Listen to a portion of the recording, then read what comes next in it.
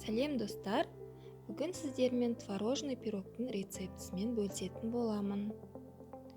Ол үшін ең алдымен біз бір жұмыртқаға қантты қосып, венчикпен жақсылап араластырамыз. Біздің жұмыртқалы массамыз әппақ болу керек. Келесіде ерітілген сары майды қосып, араластырып аламыз. Келесі кезекте ұнымызды салып, міндетті түрде еліктен өткізіп салыңыздар. Содан кейін бір шай қасық разрыхлитель қосып, барлығын біріктіріп, жұмсақ қамыр жасайтын боламыз. Қамырымыз дайын болғаннан кейін пищевой пленкаға орап қоя тұрамыз. Енді біз салмасын дайындап аламыз. Ол үшін біз сүзбеге жұмыртқа қосамыз, қант қосамыз, және де манная крупа қосып, сәл ванильный сахар қосамыз. Және осының барлығын біріктіріп, блендердің көмегімен езіп, осындай бір келкі масса жасайтын боламыз.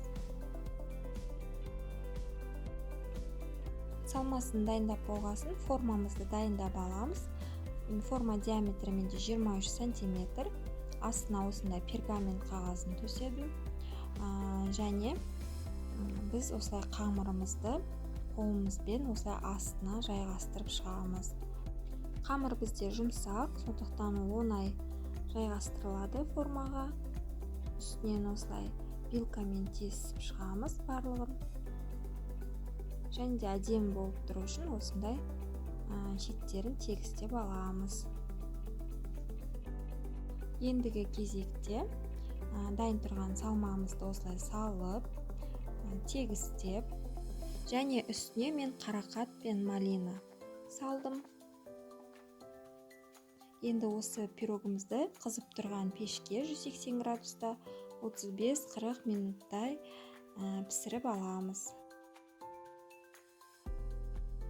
Пісіп шыққан пирогымызды толықтай суытамыз. Бөлме температурасына суығаннан кейін барып, осылай пышақтың көмегімен формасынан шешетін боламыз. Бұл пирогты мен тапсырысқа жасағаннан кейін осылай контейнерге салдым.